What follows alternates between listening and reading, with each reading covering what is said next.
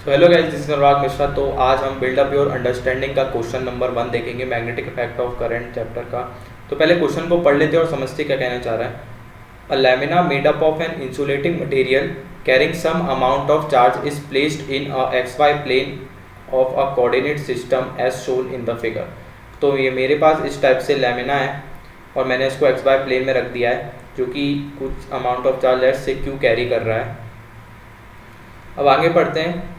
Electrostatic potential at the origin O due to the charges on the lamina is V nought. तो इस lamina के कारण net जो हमारा पोटेंशियल है ओरिजिन को वो वी नॉट है। अब now the lamina is made to rotate with a constant angular velocity omega about the Z axis, then find the magnetic field at the origin created by the moving charges of the lamina. ठीक है, तो इस lamina पे जो charges होंगे D Q D Q D Q बहुत सारे, तो उनके मूवमेंट के कारण जो नेट मैग्नेटिक फील्ड सेंटर पे, जो लैमिना के कारण जो सेंटर पे जो मैग्नेटिक फील्ड होगी वो हमें फाइंड आउट करनी है। तो जो ये लैमिना है वो कांस्टेंट एंगुलर वेलोसिटी ओमेगा से मूव कर रहा है, कुछ इस टाइप से ये मूव करेगा। ठीक है,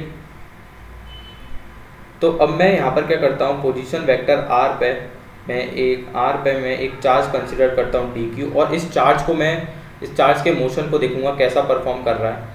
तो इस चार्ज को तुम जब देखोगे कि ये जो मूव कर रहा होगा वो सर्कुलर मोशन में मूव कर रहा होगा, जिसका रेडियस आर होगा और सेंटर उसका ओरिजिन होगा।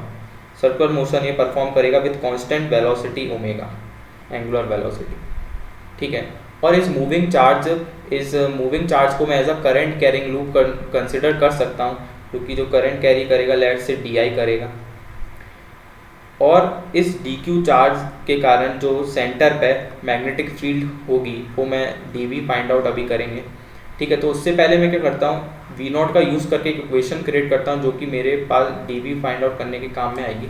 तो तुम देखो, इस डी क्यू कारण जो सेंटर पे पोटेंशियल है उसको मैं क्या लिख सकता हूँ, d v which is equals to k d q over r. ठीक है, अब ये स्केलर क्वांटिटी, अब मैं इसको इंटीग्रेट करूँगा तो नेट पोटेंशियल आ जाएगा मेरे पास लैमिना के कारण सेंटर पे, तो जो कि हो जाएगा मेरे v naught which is equals to integration of, और के को अपन लोग लिख सकते हैं 4 पाई बाय एप्सिलॉन नॉट। ठीक है, तो this is d q and this is r. तो ये इक्वेशन मैंने यहाँ फॉर्म कर लिया, इसका मैं यूज़ करूँगा। ठीक, अब हम देखते हैं डी वी। हमें डी वी फाइंड आउट करना है, जो कि इस डी क्यू के कारण, ये डी क्यू क्या कर रहा होगा, सर्कुलर मोशन में इस टाइप से मूव कर रहा होगा, जिसका रेडियस आर होगा और सेंटर क्या होगा, ओरिजिन होगा। और इस मूविंग चार्ज, ये डी क्यू चार्ज के मूवमेंट के कारण इसको मैं कंसिडर कर सकता हूँ as a current carrying loop. ठीक है, अब ये एक सर्कुलर लूप है, तो सर्कुलर लूप के कारण हमें पता है जो मैग्नेटिक फील्ड सेंटर पे लिखी जाती है वो होती है mu not I over 2r। ठीक है, तो इससे मैं यहाँ पर डी बी लिख सकता हूँ, differential magnetic field due to D Q charge, तो जो कि आ जाएगी हमारे पास D B which is equals to mu not, current है डी आई ओवर 2r। अब तुम चार्जेस देखो, डी क्यू डिफरेंट चार्जेस देखो इस लैमिना पे अलग अलग, जो कि अलग अलग रेडियस पे सर्कुलर मोशन परफॉर्म कर रहे होंगे, लेकिन उन सभी का जो डायरेक्शन होगा magnetic field, net magnetic field due to this moving charges, जो कि पॉइंट आउट करेगा ओमेगा की डायरेक्शन में अपवर्ड। तो मैं इसको अगर इंटीग्रेट करूँ तो मेरे पास नेट मैग्नेटिक फील्ड बी निकल के आएगी, that is which is equals to integration of mu not D I over 2r। इतनी बात समझ में आई, net magnetic field due to this lamina. ठीक है, तो अब तुम इसको देखो, डी आई को तुम्हें पढ़ाया जाता है, आसानी से लिख सकते हो डी क्यू की टर्म में D q over 2 pi over omega. तो तुमने इसको यहाँ लिख दिया और इसको यहाँ पर उठा के रख दो, तो तुम्हारे पास भी आ जाएगा integration of mu not D q over, यहाँ पर ओमेगा मल्टीप्लाई कर दो 2r इंटू 2 पाई। ठीक, अब तुम समझ गए होगे मैंने ये क्यों लिखा था। ठीक है, अब यहाँ लिख लेते हैं बी इक्वल्स टू, मैं म्यू नॉट ओमेगा कॉमन निकाल लेता हूँ, which is equal integration of mu naught, तो कॉमन निकाल लिया है, तो ये हो जाएगा d q over 4 pi r.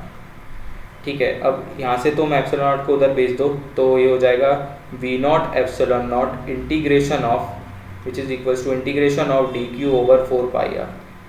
ठीक है, अब तुम्हें सिंपली इसको यहाँ पर उठा के प्लेस करना है, तुम्हारा आंसर आ जाएगा बी इक्वल्स टू हो जाएगा mu naught omega v naught epsilon naught. समझ में आया?